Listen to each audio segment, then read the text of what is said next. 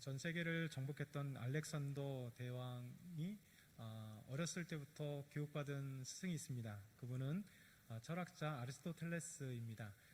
그 당시에도 가장 유명했고 2400년이 지난 지금도 세계에서 가장 유명한 철학자가 아리스토텔레스입니다. 이 아리스토텔레스에게 알렉산더 대왕은 철학과 또 정치 모든 지식의 세계를 배웠습니다. 어느 날 이런 얘기가 있습니다. 아리스토텔레스가 왕자였던 알렉산더에게 장차 왕이 되면 어떤 사람이 되고 싶냐, 어떤 일을 하고 싶냐 이렇게 물어봤습니다. 그때 이 알렉산더가 스승에게 대답하기를 무엇보다 소아시아를 정복하고 싶습니다 이렇게 대답했습니다. 그래서 알렉산더에게 아리스토텔레스는 다시 물어봤습니다. 소아시아를 정복한 다음에 무엇을 하시겠습니까? 그랬더니 알렉산더 계속 이렇게 얘기합니다. 다음에는 팔레스타인과 이집트를 정복하고 싶습니다.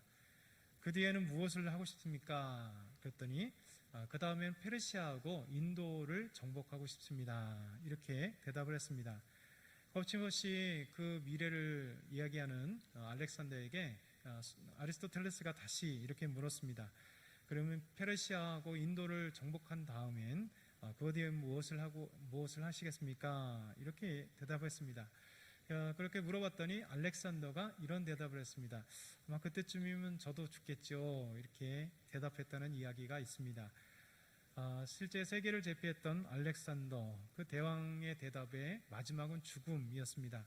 실제로 모든 사람들이 왕이 죽은 것 같이 그도 죽는데 그가 왕위에 오른 지 8년 만에 사실은 마케도니아부터 인도까지 광활한 영토를 정복했습니다. 제국을 정복했던 알렉산더, 그 알렉산더는 제국을 정복하면서 자기 이름을 따서 알렉산드리아라고 이름 붙인 도시가 70개나 됐다고 합니다. 그러나 원정 중에 그는 열병을 얻어서 BC 기원전 323년 6월 13일 바벨론에서 그의 인생을 마쳤습니다. 그의 나이가 33살이었습니다. 알렉산더가 세상을 정복했습니다. 세상을 정복한 가장 위대한 왕 중에 하나로 이름을 날렸습니다. 그러나 그의 인생 마지막은 모든 사람들처럼 죽음으로 끝났죠. 알렉산더는 그가 정복하다가 자기 고향도 한번 가보지 못했고 계속해서 정복하고 인도를 건너서 오다 보니까 자기가 정복한 땅도 한번 가보지 못했습니다. 그러니까 8년이란 짧은 시간에 전 세계를 정복한 위대한 왕. 그러나 그 전쟁터에서 돌아온 중에 열병으로 끝난 삶을 살았습니다. 고향도 가보지 못했고 부도 누려보지 못했고 세계 제왕의 그런 아름다운 삶도 못했습니다.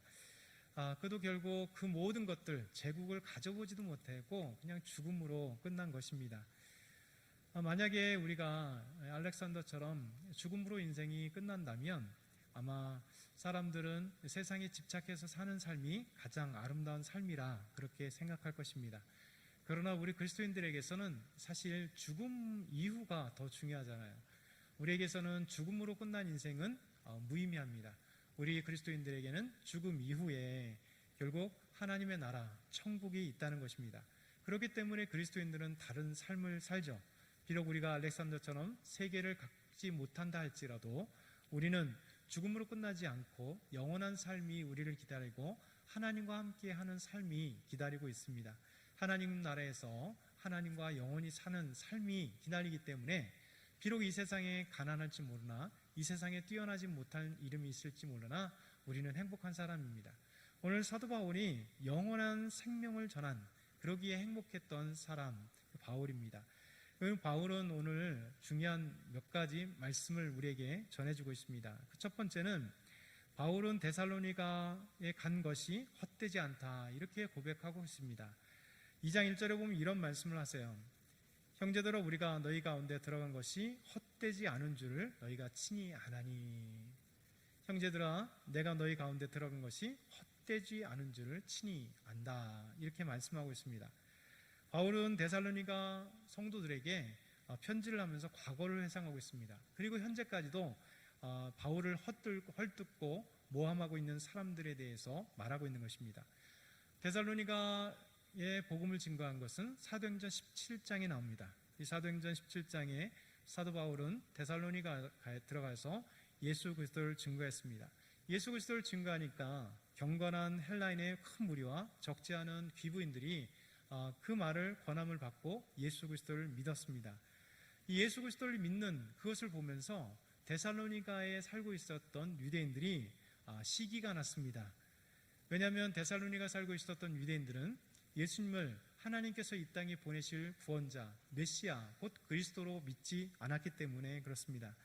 그래서 바울이 전하는 예수께서 그리스도다, 예수님께서 구원자다 라고 하는 이 메시지에 대해서 엄청난 시기심을 가졌던 자들이 데살로니에 살고 있었던 유대인들이었습니다.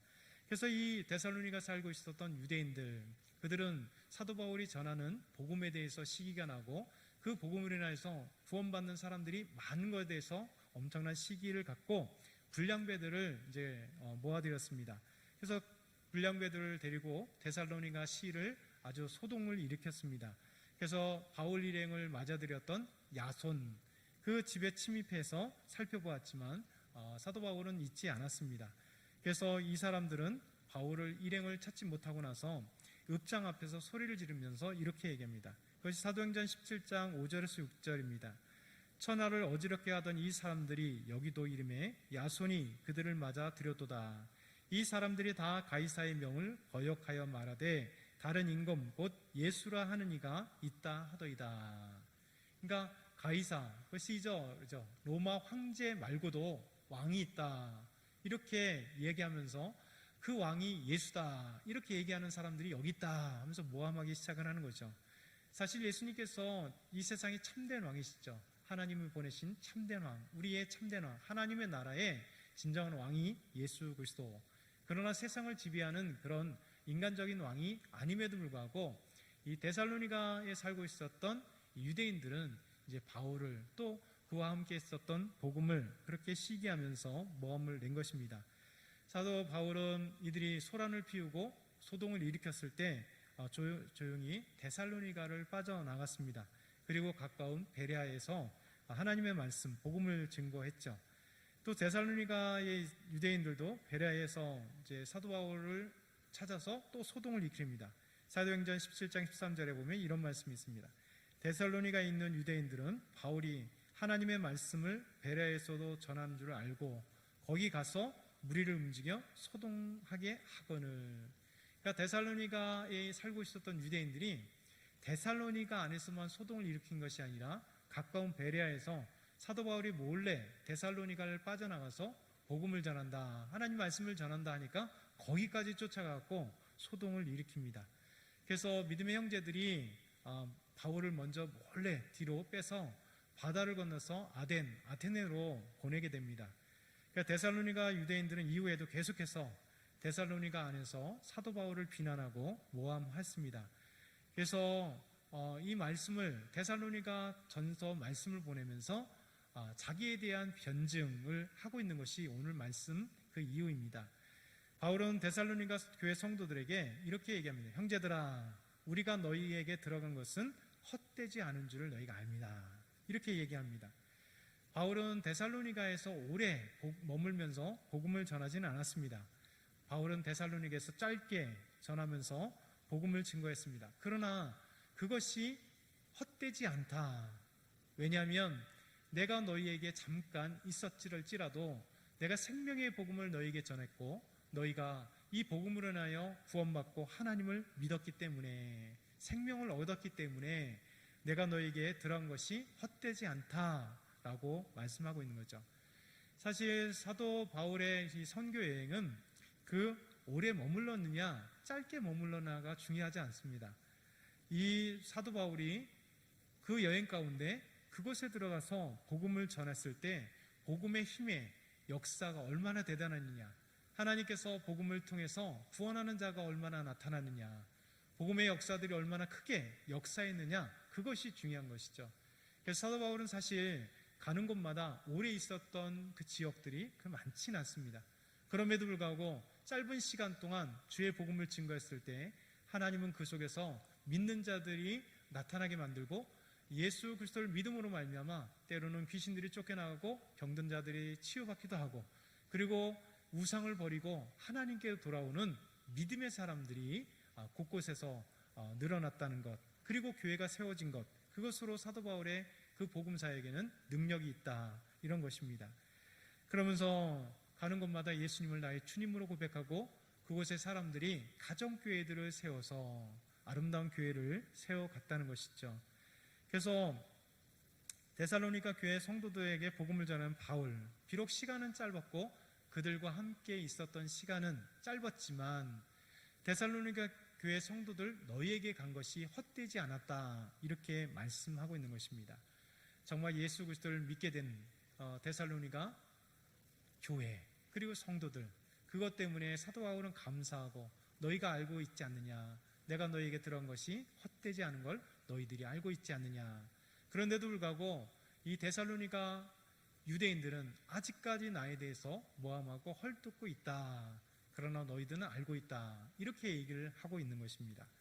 오늘 두 번째, 바울은 빌립보의 고난과 능력 중에서도 데살로니가 사람들에게 하나님의 복음을 전했다, 이렇게 얘기합니다. 2장 2절 우리 한번 같이 읽어볼까요? 2장 2절 준비 시작. 너희가 아는 바와 같이 우리가 먼저 빌립보에서 고난과 능력을 당하였으나 우리 하나님을 힘입어 많은 싸움 중에 하나님의 복음을 너에게 전하였노라. 데살로니가 교회 성도들에게 이렇게 얘기합니다. 빌립보 교회, 빌립보에서 있었던 고난과 환난을 너희가 안다, 이렇게 얘기를 합니다. 이것은 빌립보 선교에 나타났던 사도행전 16장의 이야기입니다. 빌립보에서 바울과 실라는 그곳에서 복음의 행진들이 일어나죠. 처음에는 루디아에게 복음을 증거했습니다. 그리고 그들이 가는 곳마다 따라오면서 귀신 들린 여종이 그들을 향해 이렇게 얘기를 하죠. 이 사람들은 지극히 높은 하나님의 종으로서 구원의 길을 너희에게 전하는 자라. 한두 번도 아니고 계속 이러니까 바울이 너무 힘들어서 그 귀신 들린 여종에게 이렇게 얘기합니다.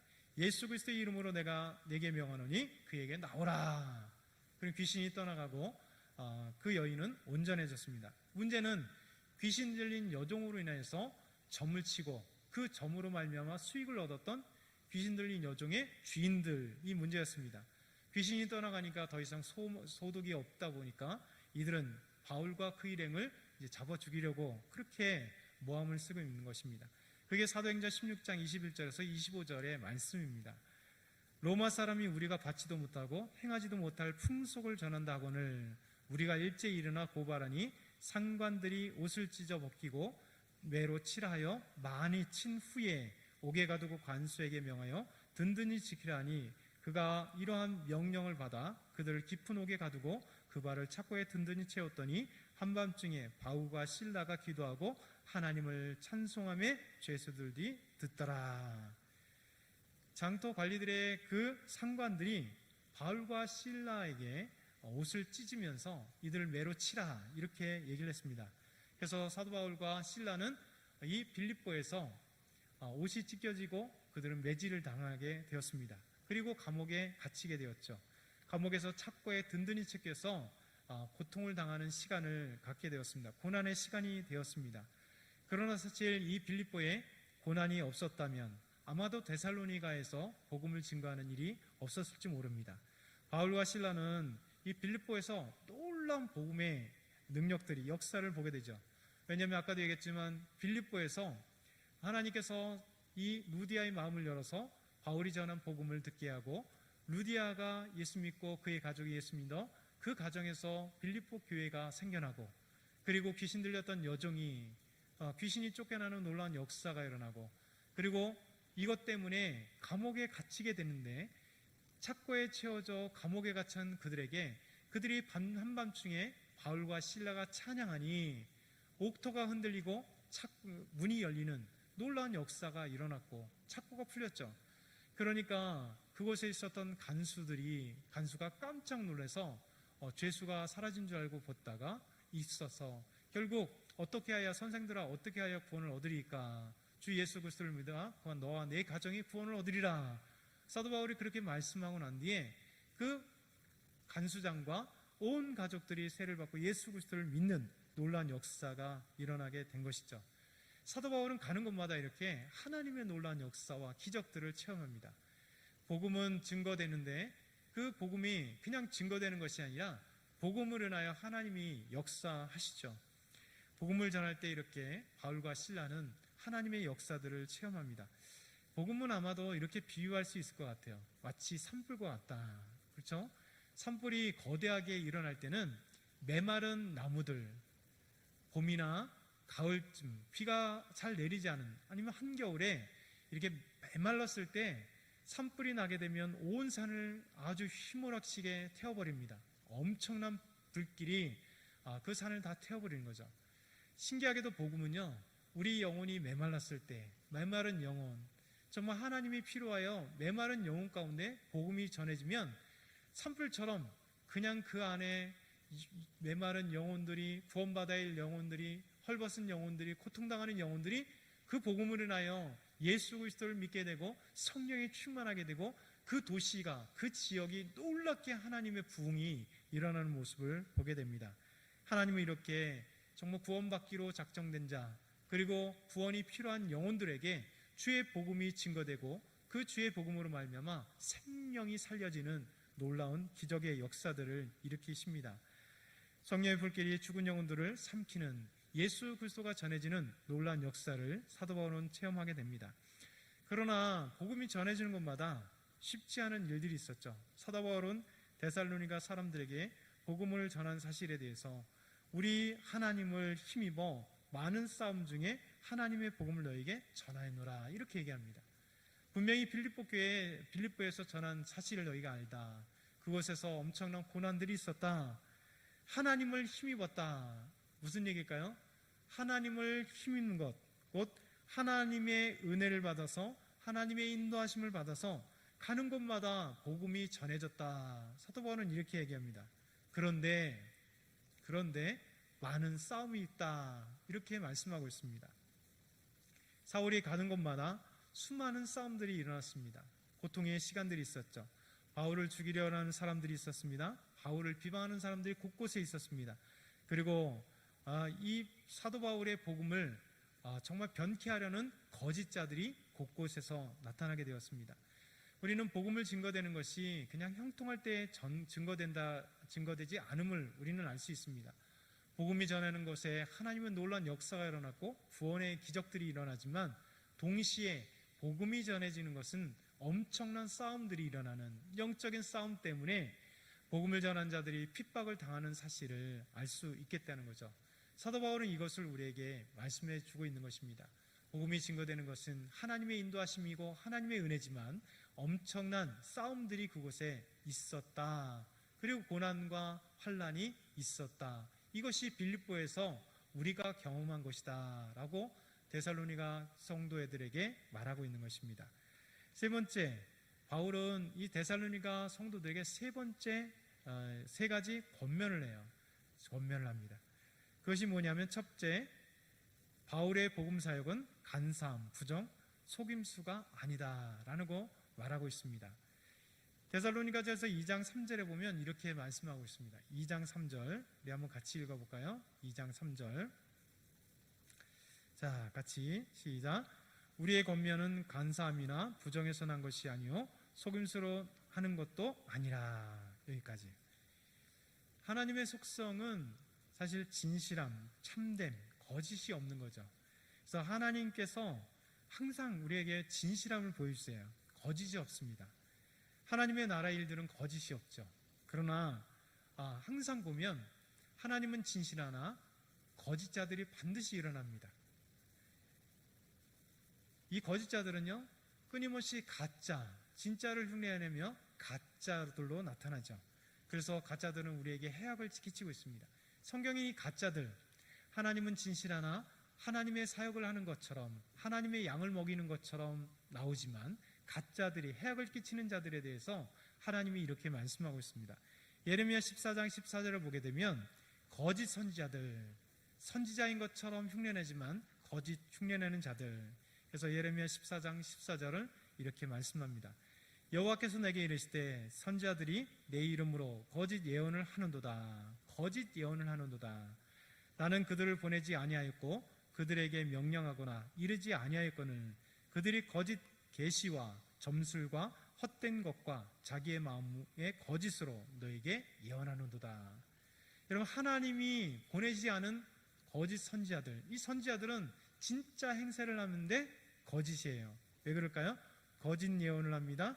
그리고 거짓 계시를 얘기합니다. 그리고 점수를 얘기하며 헛된 것과 자기 마음의 거짓으로 이스라엘 백성들에게 예언하는 자들.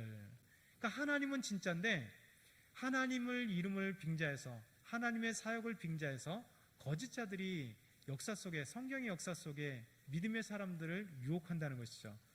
거짓 목자들도 있습니다. 에스겔 34장 2절에서 3절 보면 이렇게 말씀합니다. 인자야, 너는 이스라엘 목자들에게 예언하라. 그들 곧 목자들에게 예언하여 이르기를, 주 여호와께서 이같이 말씀하시되 자기만 먹는 이스라엘 목자들은 화 있을진저. 목자들이 양떼를 먹이는 것이 마땅하지 아니하냐. 너희가 살찐 양을 잡아 그 기름을 먹으며 그 털을 입되 양떼는 먹이지 아니하노다. 여러분, 이 목자의 직분은 뭡니까? 양떼를 먹이는 거잖아요. 양떼를 정말 잘 관리하는 거예요. 근데 이 녀석들은, 거짓 목자들은 그냥 양떼, 살찐 양들을 자기가 잡아먹고요, 살찐 양의 옷을 지가 입어버리는, 양떼들에게 먹이지 않는 거짓 목자들이 있다는 거예요. 목자긴 목자나 거짓 목자. 예수님께서 요한복음 10장에 뭐라고 얘기합니까? 나는 선한 목자. 사꾼 목자들은 양떼를 버리고 도망가지만 이리가 나타나서 잡아먹을 때 이 진짜 목자는, 참된 목자는 생명을 버리는, 그래서 참된 목자와 하나님의 참된 목자들과 거짓 목자들이 이렇게 차이 나는 것입니다. 그리고 거짓 리더들, 인도자들이 있다는 거예요. 마태복음 23장 24절에서 25절 보면 예수님께서 이렇게 말씀합니다. 맹인된 인도자여, 하루살이는 걸러내고 낙타는 삼키는도다. 여러분, 하루살이 나에게 별로 유익이 안 되니까 막 걸러내고 낙타, 큰 것들은 삭혀버리는 자들. 화 있을 저 외식하는 서기관들과 바리새인들이여, 잔과 대접의 것은 깨끗이 하되 그 안에는 탐욕과 방탕으로 가득하게 하는도다. 이렇게 서기관들과 바리새인들, 겉으로는 경건한 척, 사람들에게 존경받는 척 하지만 실제 그 마음속에는 탐욕과 방탕이 가득한 자들이다. 예수님께서 그 당시에 이 종교 지도자들, 거짓된 종교 지도자들에 대해서 얘기하고 있습니다. 또 고린도후서 11장 13절에서 15절 보면 거짓 사도, 거짓 일꾼에 대해서도 사도 바울은 이렇게 얘기하고 있어요. 그런 사람들은 거짓 사도요 속이는 일꾼이니 자기를 그리스도의 사도로 가장하는 자들이니라. 이것은 이상한 일이 아니니라. 사탄도 자기를 광명의 천사로 가장하나니 그러므로 사탄의 일꾼들도 자기를 의의 일꾼으로 가장하는 것이 또한 대단한 일이 아니니라. 그들의 마지막은 그 행위대로 되리라.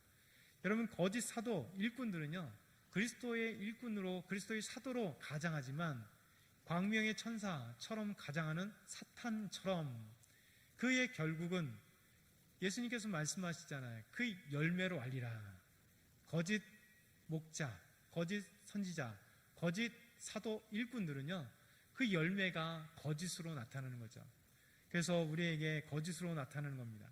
요한일서 1장 7절도 이렇게 얘기합니다. 미혹하는 자가 세상에 많이 나왔나니 이는 예수 그리스도께서 육체로 오심을 부인하는 자라. 이런 자가 미혹하는 자요 적그리스도다. 그리스도를 대적하는 자, 가짜 그리스도. 지가 그리스도인 양 척하지만 그는 가짜. 그래서 이 적그리스도가 엄청나게 그리스도를 대신하여 나타나는 그런 가짜들이 많습니다.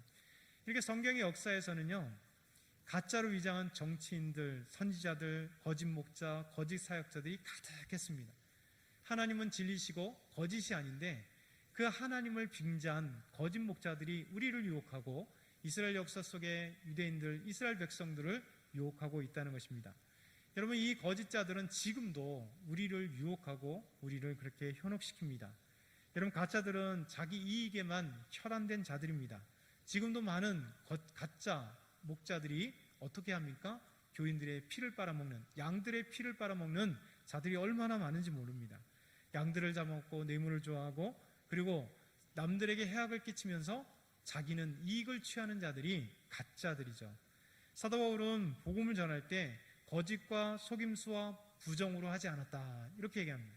자신은 너희들이 알거니와 나는 진짜 이런 거짓과 간사함과 속임수가 없는 진짜 목자로서, 진짜 사역자로서, 복음을 전한 자로서 너희들에게 복음을 전했다 이렇게 데살로니가 교회 성도들에게 사도 바울은 자신에 대해서 이야기하고 있는 것입니다. 둘째, 바울은 복음을 위탁받았다라고 얘기하고 있습니다.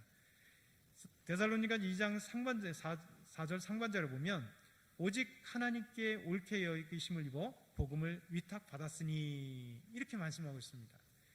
여러분 얼마나 아름다워요. 오직 하나님께 옳게 여기심을 입었다. 그러니까 다른 말로 하면 충성된 자라 인정했다는 거예요. 하나님이 사도 바울을 인정했다는 거예요. 옳다 인정을 받고 마치 예수님께서 비유로 말씀하실 때 착하고 충성된 종아 내가 작은 일에 충성했으니 내가 많은 것으로 내게 맡기리라 하는 것처럼 충성된 일꾼으로 옳게 인정함을 받았다라는 것이죠. 하나님이 저와 여러분에게 이렇게 인정하면 얼마나 좋겠습니까? 사도 바울은 정말 그의 삶 모두에게 옳게 인정을 받아서 복음을 위탁했다 그렇게 말씀하세요. 하나님이 복음을 전하는 것, 복음을 위탁받은 하나님께 받은 바울, 그래서 하나님의 복음을 위탁받은 자로서 복음을 증거하는 거죠. 하나님께서도 우리에게 마찬가지입니다. 사도 바울처럼 우리 모든 그리스도인들에게는요 하나님께서 옳다 인정함을 하시면서 우리에게 복음을 위탁하는 거예요. 저와 여러분은 복음을 위탁받은 자예요. 그래서 복음을 전하는 자, 복음대로 사는 자, 복음의 역사를 체험하는 자, 복음의 아름다운 것들을 삶 속에 누릴 수 있는 사람들이 저희들입니다. 사도 바울은 이렇게 옳다 인정함을 받았습니다. 정말 성경에는 이렇게 인정받은 충성된 자라고 인정받은 사람 참 많아요. 그 대표적인 사람 누굽니까? 모세. 하나님께서 민수기 12장 6절에서 7절 보면 이르시되 내 말을 들으라 너희 중에 선지자가 있으면 나 여호와가 환상으로 나를 그에게 알리기도 하고 꿈으로 그와 말하기도 하였거니와 내 종 모세와는 그렇지 아니하니 그는 내 온 집에 충성함이라. 여러분 진정한 인정받고 충성된 자로 인정받았던 모세, 그와는 내가 직접 만났다 이렇게 얘기하잖아요. 요한계시록 2장 13절에 보면 안디바도 이렇게 충성된 자라 인정받아요. 내가 어디에 사는지를 내가 아노니 거기는 사탄의 권자가 있는 데라. 내가 내 이름을 굳게 잡아서 내 충성된 증인 안디바가 너희 가운데 곧 사탄의 사는 곳에서 죽임을 당할 때에도 나를 믿는 믿음을 저버리지 아니하였도다. 하나님께 인정받는 충성된 자 안디바, 그는 비록 죽임을 당하는 순교를 당해서도 하나님을 향한 믿음을 잃어버리지 않았다. 예수님을 향한 믿음을 잃어버리지 않았다라고 말씀하고 계시죠. 또 사도 바울도 마찬가지입니다. 디모데전서 1장 12절에도 나를 능하게 하신 그리스도 예수 우리 주께 내가 감사함은 나를 충성되이 여겨 내게 직분을 맡기심이니. 여러분 우리 하나님께서 사도 바울을 그렇게 충성되이 여겨서 옳다 인정을 받아서 복음을 맡겨주십니다. 또 직분을 맡겨주시는 거죠. 하나님 우리들에게 직분을 맡겨주시고 복음을 맡겨주시는 것은 우리가 부족하나 사도 바울이 나는 죄인 중에 괴수라고 고백하듯이 자신을 알면 아무리 하나님 앞에 믿음이 좋다 할지라도 사람들이 나를 그렇게 존경한다 할지라도 하나님 앞에 나는 죄인 중에 괴수일 정도로 부족한 자임을 고백하는 겸손한 자예요. 그럴 때 하나님은 그 겸손으로 말미암아 오히려 더러 크게 사용하시고 그를 충성된 자라 옳다 인정함을 주시는 그런 은혜를 받게 됩니다. 사도 바울은 이렇게 옳다 인정함을 받아서 충성된 자로 여겨서 복음을 맡은 자로 위임받은 자로 그렇게 사역했다라고 말씀하고 있습니다. 마지막 세 번째는요, 바울은 하나님을 기쁘시게 했다 이렇게 말씀하고 있습니다. 2장 4절 하반절을 보면 우리가 이와 같이 말함은 사람을 기쁘게 하려 함이 아니요 오직 마음을 감찰하시는 하나님을 기쁘시게 하려 함이라. 이런 사도 바울이 이렇게 복음을 위임받아서 정말 복음을 증거하는 자, 그게 뭐냐면 사람을 기쁘게 하려 함이 아니라 이런 얘기죠. 여러분 이것이 우리 신앙의 가장 원리예요. 우리가 충성되이 헌신하고 하나님께 나아가는 것, 하나님 우리에게 직분을 주셨을 때 이 직분을 통해서 사람에게 의시되려고 하는 게 아닙니다. 사람을 기쁘게 하는 것이 아니라 오직 우리 마음을 감찰하시는 하나님을 기쁘시게 하려 합니다. 하나님 우리 속 중심을 다 알고 계시죠. 우리가 어떤 마음으로 하나님께 헌신하고 있는지, 어떤 마음으로 기도하고 있는지, 어떤 마음으로 신앙생활하고 있는지는 하나님이 우리를 다 감찰하고 계세요. 속마음을 다 알고 계세요. 사도 바울은 그것을 알고 있습니다. 그렇기 때문에 나의 모든 사역이 데살로니가 교회 성도들에게 이렇게 편지하면서 너희들은 그것을 알고 있다. 나는 거짓과 속임수와 부정으로 하지 아니하고 하나님 나에게 복음을 위임하셨고 이 모든 것들이 바로 사람을 기쁘게 하는 것이 아니라 하나님을 기쁘게 하는 사역, 우리 모든 것을 감찰하시는 하나님을 기쁘게 하는 사역이다. 사도 바울은 그렇게 말씀하고 있어요. 그래서 오늘 이 말씀이 얼마나 위대한 말씀인지 모릅니다. 끊임없이 바울을 위협하고 부정하며 시기하며 바울을 모함하고 있는 데살로니가에 있는 유대인들 향하여 그 자를 경계하라 라고 얘기합니다. 그래서 말씀을 정리하면 사도 바울은 내가 너희에게 간 것이 헛되지 않은 줄을 너희가 안다. 왜? 복음을 전했기 때문에, 생명의 복음을 전했기 때문에. 그리고 빌립보에서는 고난과 능욕을 당했었다. 그럼에도 불구하고 하나님께서 이 많은 싸움 중에 복음을 전했다. 그리고 내가 너희에게 권면하는데 이 세 가지, 내가 너희에게 간사함이나 부정한 것으로 또 속임수로 하는 것 아니었다. 그리고 하나님이 나를 옳게 여기심으로 복음을 나에게 위탁하셨다. 그리고 사람을 기쁘게 하는 것이 아니라 바로 하나님께서 모든 것을 감찰하신 그 하나님을 기쁘게 해드리는, 나는 그런 사역을, 그런 복음 증거하는 복음의 사역자다라고 데살로니가 교회 성도들에게 편지하고 있는 것입니다. 저와 여러분이 편지하는 이 놀라운 사도 바울의 이 말씀처럼 그런 믿음의 사람이 됐으면 좋겠어요. 우리가 누군가에게 말을 할 때 이렇게 간사하지 아니한 참된 진실로 가는 사람, 하나님의 복음을 위탁받은 사람, 정말 하나님을 기쁘게 드리는 사람, 그리고 정말 어떤 고난과 능력과 환난 가운데서도 많은 고난 가운데서도 복음을 증거하는 하나님의 사람이 되기를 축원합니다.